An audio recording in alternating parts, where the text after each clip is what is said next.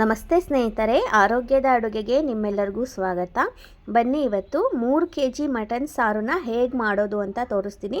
ನೆಂಟರುಗಳು ಬಂದಾಗ ಜಾಸ್ತಿ ಪ್ರಮಾಣದಲ್ಲಿ ನಾವು ಮಟನ್ ಸಾರನ್ನ ಮಾಡಬೇಕಿದ್ದಾಗ ಯಾವ ರೀತಿ ಮಾಡೋದು ಅಂತ ಹೇಳ್ಕೊಡ್ತೀನಿ. ಹೋಟೆಲ್ ಇರುವವರು ಕೂಡ ಈ ವಿಧಾನನ ಅನುಸರಿಸ್ಬೋದು. ಬನ್ನಿ ಇದನ್ನು ಮಾಡೋದಕ್ಕೆ ನಾನು 3 kg ಮಟನನ್ನು ತೊಗೊಂಡಿದ್ದೀನಿ. ಬನ್ನಿ ಹೇಗೆ ಮಾಡೋದು ಅಂತ ನೋಡೋಣ. ಈ 3 kg ಮಟನನ್ನು ಕೂಡ ನಾನು ಸ್ವಚ್ಛವಾಗಿ ತೊಳೆದಿಟ್ಕೊಂಡಿದ್ದೀನಿ. ಇದನ್ನು ನಾನು ಒಂದು ದೊಡ್ಡ ಕುಕ್ಕರಲ್ಲಿ ಹಾಕೋತಾ ಇದ್ದೀನಿ ಪೂರ್ತಿಯಾಗಿ. ಹಾಗೆ ಕೂಡ ಬೇಯಿಸ್ಬೋದು ದೊಡ್ಡ ಪಾತ್ರೆಯಲ್ಲಿ. ನಾನಿಲ್ಲಿ ಕುಕ್ಕರ್ಗೆ ಹಾಕಿನೇ ಬೇಯಿಸ್ತಾ ಇದ್ದೀನಿ. ಇದಕ್ಕೆ ನಾನು ಒಂದು ಅರ್ಧ ಟೀ ಚಮಚದಷ್ಟು ಅರಿಶಿನ ಹಾಕೋತಾ ಇದ್ದೀನಿ. ಆನಂತರ ಒಂದು 10 ರಿಂದ 12 ಟೀ ಚಮಚದಷ್ಟು ಅಚ್ಚ ಪುಡಿನ ಹಾಕೋತಾ ಇದ್ದೀನಿ. ನಿಮ್ಮಲ್ಲಿ ಖಾರದ ಪುಡಿ ಖಾರ ಎಷ್ಟು ಇದೆ ಅದನ್ನು ನೋಡಿಕೊಂಡು ನೀವು ಹಾಕ್ಕೊಳ್ಳಿ. ನಾನಿಲ್ಲಿ ಒಂದು 12 ಟೀ ಚಮಚದಷ್ಟು ಖಾರನ ಹಾಕೋತಾ ಇದ್ದೀನಿ. ಆನಂತರ ರುಚಿಗೆ ತಕ್ಕಷ್ಟು ಉಪ್ಪನ್ನು ಹಾಕೋತಾ ಇದ್ದೀನಿ. 2 ರಿಂದ 3 ಹಿಡಿಯಷ್ಟು ಉಪ್ಪಂತೂ ಬೇಕಾಗುತ್ತೆ ಇದಕ್ಕೆ. ಆನಂತರ ಸಾರು ಮಾಡುವಾಗ ನೋಡಿ ಹಾಕೋಬೋದು, ರುಚಿ ನೋಡಿ. ಇದಕ್ಕೆ ಒಂದು 50 ಗ್ರಾಮ್ನಷ್ಟು ಎಣ್ಣೆನ ಹಾಕೋತಾ ಇದ್ದೀನಿ, ಅಡುಗೆ ಎಣ್ಣೆನ. ಆನಂತರ 1 ಲೀಟರಷ್ಟು ನೀರನ್ನು ಸೇರಿಸ್ಕೋತಾ ಇದ್ದೀನಿ. ಇಷ್ಟನ್ನು ಹಾಕೊಂಡ್ಮೇಲೆ ಸರಿಯಾಗಿ ಕಲಿಸ್ಕೋಬೇಕು. ಇದನ್ನು ಉಪ್ಪು ಖಾರ ಎಣ್ಣೆ ಎಲ್ಲ ಕಡೆ ಹತ್ಕೊಳ್ಳೋ ಥರ ನೀಟಾಗಿ ಕಲಿಸ್ಕೋಬೇಕು. ಆನಂತರ ಕುಕ್ಕರ್ ಮುಚ್ಚಳನ ಹಾಕೋತಾ ಇದ್ದೀನಿ. ಮಟನ್ ಸ್ವಲ್ಪ ಎಳೆದಾಗಿದ್ದರಿಂದ ನಾನು ಬರೀ ಒಂದೇ ವಿಷಲ್ ಕೂಗಿಸ್ಕೋತಾ ಇದ್ದೀನಿ. ನಿಮ್ಮಲ್ಲಿ ಯಾವ ಥರ ಬೇಯುತ್ತೋ ಅದ್ರ ಮೇಲೆ ನೀವು ಕೂಗಿಸ್ಕೊಳ್ಳಿ. ಆನಂತರ ಒಂದು ಬಾಣಲೆನೇ ಇಟ್ಕೊಂಡು ಬಾಣಲೆ ಕಾದ್ಮೇಲೆ ಮಧ್ಯಮ ಗಾತ್ರದ 3 ಈರುಳ್ಳಿನ ತೊಗೊಂಡಿದ್ದೀನಿ.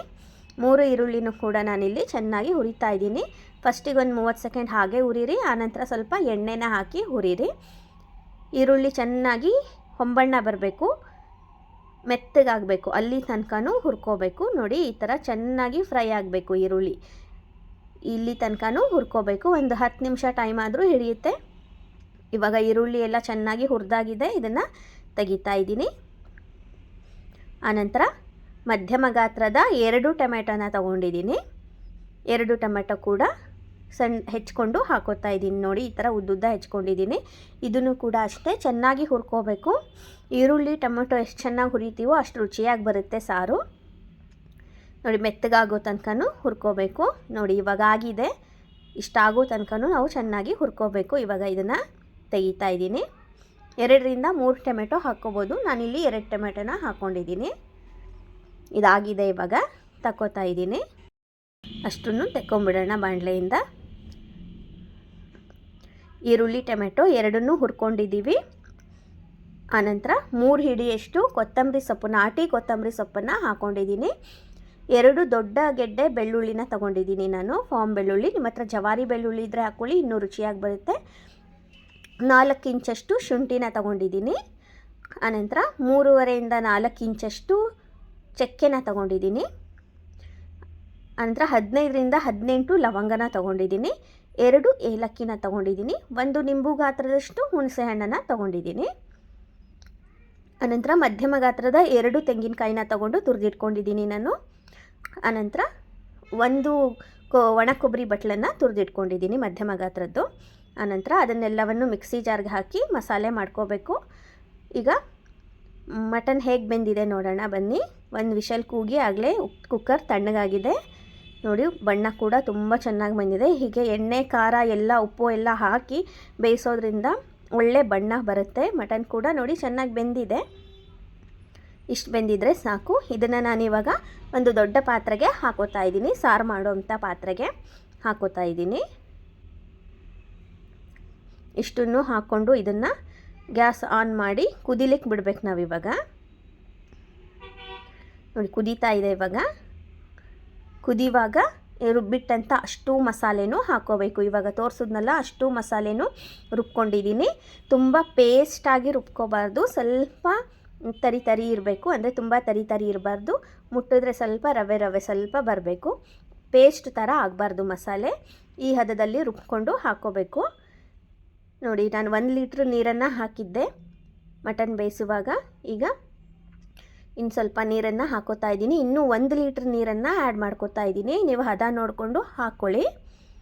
ಮಿಕ್ಸರ್ ಜಾರೆಲ್ಲ ತೊಳೆದು ಎಲ್ಲ ನೀರನ್ನು ಹಾಕೋತಾ ಇದ್ದೀನಿ ನಾನು. ನೋಡಿ ಇಷ್ಟು ಹದದಲ್ಲಿ ಇರಬೇಕು ಸಾರು. ತುಂಬ ನೀರು ಆಗಲ್ಲ, ತುಂಬ ಗಟ್ಟಿನೂ ಇಲ್ಲ. ನೋಡಿ ಇವಾಗ ಕುದೀತಾ ಇದೆ. ಕುದಿ ಬರೋವರೆಗೂ ಜೋರು ಉರಿನೇ ಇಟ್ಟಿರಿ. ಆನಂತರ ಕುದಿ ಬಂದಮೇಲೆ ಸಣ್ಣ ಉರಿ ಮಾಡಿ ಈ ಥರ ಸೌಟನ್ನು ಅಡ್ಡ ಇಟ್ಬಿಟ್ಟು ಒಂದು ಪ್ಲೇಟನ್ನು ಮುಕ್ಕಾಲು ಭಾಗ ಮುಚ್ಚಿ ಈ ಥರ ಸ್ವಲ್ಪ ಗ್ಯಾಪನ್ನು ಬಿಡಿ. ಒಂದು 15ರಿಂದ 20 ನಿಮಿಷಗಳ ಕಾಲ ಸಣ್ಣ ಉರಿನಲ್ಲಿ ಈ ಸಾರನ್ನು ಬೇಯಿಸ್ಕೋಬೇಕು. ಮಧ್ಯದಲ್ಲಿ 1-2 ಸಾರಿ ತೆಗೆದು ಈ ಥರ ತಿರುಗಿಸ್ತಾ ಇರಿ. ಮಸಾಲೆ ಎಲ್ಲ ಮೇಲೆ ಮೇಲೆ ಬಂದು ನಿಂತಿರುತ್ತೆ, ಪೂರ್ತಿ ಎಲ್ಲ ಕೈಯಾಡ್ತಾ ಇರಬೇಕು ಈ ಥರ. ಆನಂತರ ನಾನು ಮತ್ತೆ ಒಂದು 5 ನಿಮಿಷ ಕುದಿಸ್ತಾ ಇದ್ದೀನಿ ನೋಡಿ ಮುಚ್ಚಿ. ಇವಾಗ ತೆಗಿತಾ ಇದ್ದೀನಿ. ಕಂಪ್ಲೀಟಾಗಿ ಮಟನ್ ಸಾರು ರೆಡಿಯಾಗಿದೆ. ನೆಂಟರುಗಳು ಬಂದಾಗ ನೀವು ಈ ಥರ ಮಾಡಿ ನೀಡಿದರೆ ತುಂಬಾ ಹೊಗಳ್ತಾರೆ. ಹೋಟೆಲ್ ಇರೋರು ಕೂಡ ಈ ಥರ ಈ ವಿಧಾನದಲ್ಲಿ ಈ ಮಸಾಲೆನ ಹಾಕಿ ಮಾಡಿ ತುಂಬ ರುಚಿಯಾಗಿ ಬರುತ್ತೆ. ಹೋಟೆಲಲ್ಲಿ ಕಸ್ಟಮರ್ ಕೂಡ ತುಂಬ ಇಷ್ಟಪಡ್ತಾರೆ. ನೀವು ಈ ವಿಧಾನದಲ್ಲಿ ಒಂದು ಸಾರಿ ಪ್ರಯತ್ನ ಮಾಡಿ ರುಚಿ ಹೇಗೆ ಬಂತು ಅಂತ ಕಮೆಂಟ್ಸ್ ಮಾಡಿ ಹೇಳೋದನ್ನು ಮಾತ್ರ ಮರಿಬೇಡಿ. ನಾನು ಮಾಡಿರೋ ಅಂಥ ಇಷ್ಟು ಪ್ರಮಾಣದಲ್ಲಿ ಒಂದು 25 ಜನಕ್ಕಾದರೂ ಬಡಿಸ್ಬೋದು, ಅಷ್ಟು ಅಳತೆಯಲ್ಲಿ ಮಾಡಿದ್ದೀನಿ. ನೀವು ಈ ವಿಧಾನದಲ್ಲಿ ಒಂದು ಸಾರಿ ಪ್ರಯತ್ನ ಮಾಡಿ ರುಚಿ ಹೇಗೆ ಬಂತು ಅಂತ ಕಮೆಂಟ್ಸ್ ಮಾಡಿ ಹೇಳೋದನ್ನು ಮಾತ್ರ ಮರಿಬೇಡಿ. ಇದೇ ಥರದ ಆರೋಗ್ಯಕರ ಅಡುಗೆಗಳಿಗಾಗಿ ನನ್ನ ಚಾನಲನ್ನು ಸಬ್ಸ್ಕ್ರೈಬ್ ಮಾಡಿ. ಮತ್ತೆ ಇನ್ನೊಂದು ಆರೋಗ್ಯದ ಅಡುಗೆಯೊಂದಿಗೆ ನಿಮ್ಮನ್ನೆಲ್ಲ ಭೇಟಿಯಾಗ್ತೀನಿ. ಅಲ್ಲಿವರೆಗೂ ನಮಸ್ಕಾರ. ಈ ವಿಡಿಯೋ ನೋಡಿದ್ದಕ್ಕಾಗಿ ನಿಮ್ಮೆಲ್ಲರಿಗೂ ಧನ್ಯವಾದಗಳು.